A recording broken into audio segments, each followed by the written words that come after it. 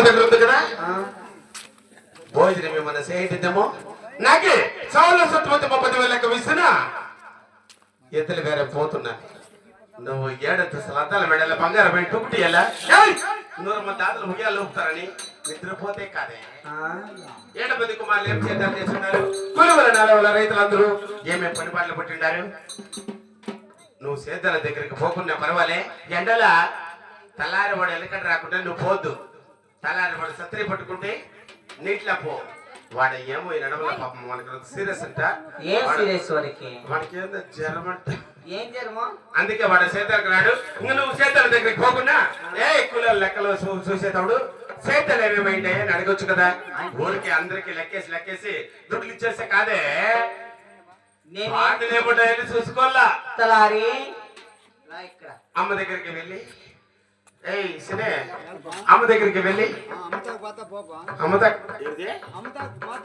కాదు అమ్మ చెట్ల బయలు సరే మా పెద్ద కొడల బంగారు గోడ దగ్గర చాలా సర్దుపతి 30,000 లెక్క తీసుకొని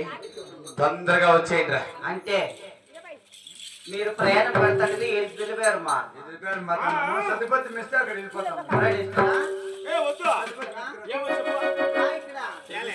అంటే ఎద్దుల పేరు పోతారు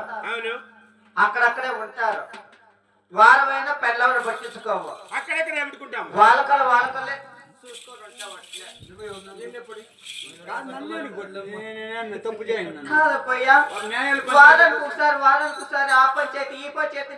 వెళ్ళిపోయి వస్తాడు ఎంత బాధ అవుతుంది చెప్పు నాకు ఎట్లే నాది ప్రాణమే కదా నన్ను తల్లిని తప్పుకోమనుకుంటున్నాయి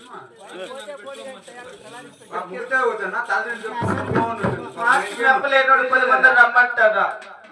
ఏం చేయాల ఎవరు రాడు కూడా రాడా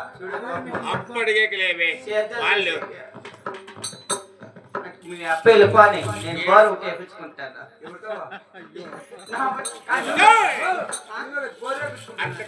అట్లా కాదు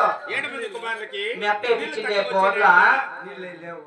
వేపించిండే బోర్లా నీళ్లు బొత్తిగా నిలిచిపోయాయి నేను కొత్తగా బోర్ దేవి నేను లేకుండా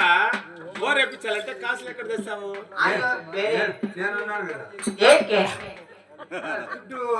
అంత మందే కదా నీది అకౌంట్ నాది ఒకటి ఉంది కదా నా అకౌంట్ లో డ్రా చేస్తా నీ అకౌంట్ ఈ అప్ప అకౌంట్ సింగిల్ ఒకటే ఉండేది నా 2 అకౌంట్లు ఉన్నాయి దాంట్లో ఎంత ఉంది అనుకుంటే ఎంత ఉంది 10 లక్షలు ఉంది 3 బ్యాంకుల్లో అమ్మది అకౌంట్ ఎమ్మ సంపాదించినది 3 బ్యాంకుల్లో అమ్మది అకౌంట్ అంటే సంపాదించింది అప్పులు ఇచ్చిన వడ్డీ అందరూ అమ్మకే వేస్తారు తిరిగి లక్ష్మీదేవతనే నేను అంత వ్యాపారం చేస్తా అంటే